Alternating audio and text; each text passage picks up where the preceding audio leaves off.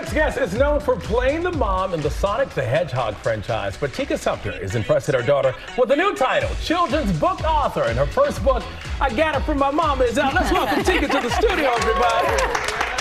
Hey, so the first question, did the title come from the phrase, she get it from her mama? Sort of. I mean, sort of. Kind of a song, I think. I got it from my mama. But yeah, no, I think for me it was, we always talk about the great things, like look at our child, like that they got from us. Mm-hmm. But I also wanted to write about the challenging things that they also get from us.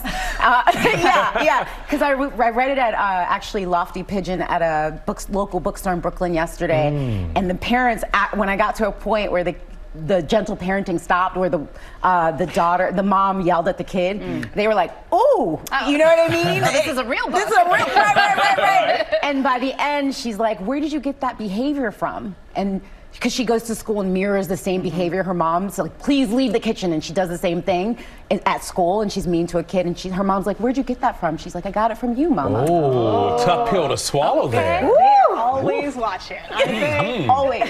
You know, for so many of us, like reading these books is also for us as well as our children. Yes. What are you hoping parents take away from this? I'm hoping parents take away the idea. I always say, you know, growing up, I didn't really have a voice. It was like, do as I say, not as I do. No gentle parenting. No, girl, go sit down, right? And I think modern parenting is more giving your child a voice, because I feel like if you give your child a voice as a kid, they become an adult who actually has a voice and can speak up for themselves and understands boundaries and understands apologizing, how important it is, and taking responsibility for something you did wrong. I didn't realize as a mom, she's 8 years old now, how much I would be apologizing to my kid, you know? And she's just been this little mirror all the time. And I'm like, oh my God, girl, I have so much to work on, you know? So I you know, have apologized to my daughter, Ella, numerous times. And she's also asked me, why do you have to speak to me that way? Yeah. And it just has constantly been like, okay, girl, get it together, you know? And so I just want parents to know you don't have to be perfect, you have to be present, you know, and listen to your kid. And obviously, you're still mom. You still have the power. It doesn't take anything away from you. But respect goes both ways. There we go. There we go. And the humility that it gives you as a human. We all noted as you came in and you saw the poster, you like almost teared up. Yes. But you also said that's been your reaction when you're reading to kids. How has that gone for you? Literally, I have to hold myself back from crying because it's like this tangible thing that you've worked on for so long, and it's here.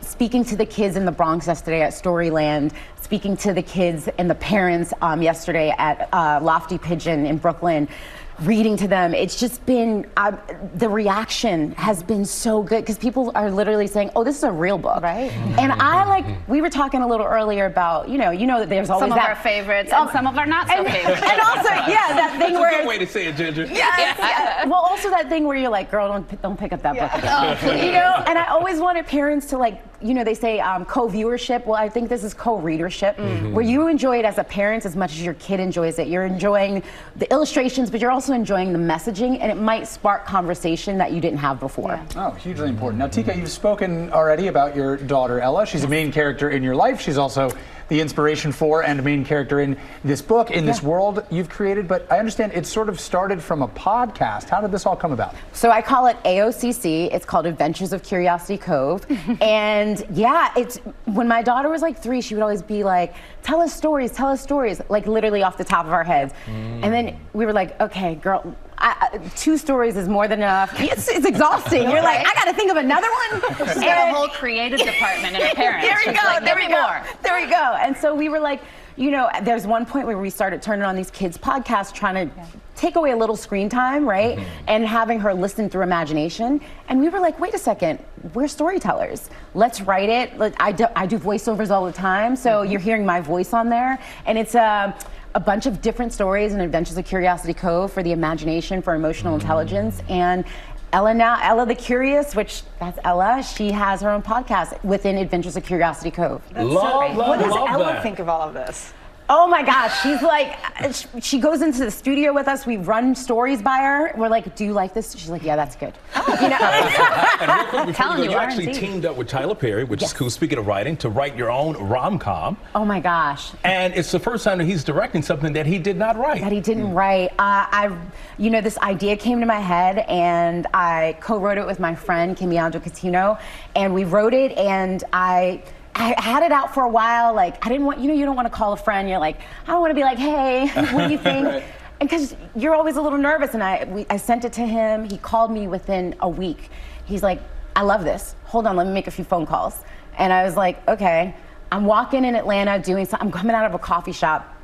This has taken a minute to make with other, like, people couldn't do it or whatever.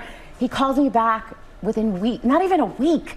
He's like, okay, cool, Amazon wants to do it. Getting it done. I love that. Congratulations on all your success. Thank you so much Thank you. for being here. And I Got It From My Mama is available now.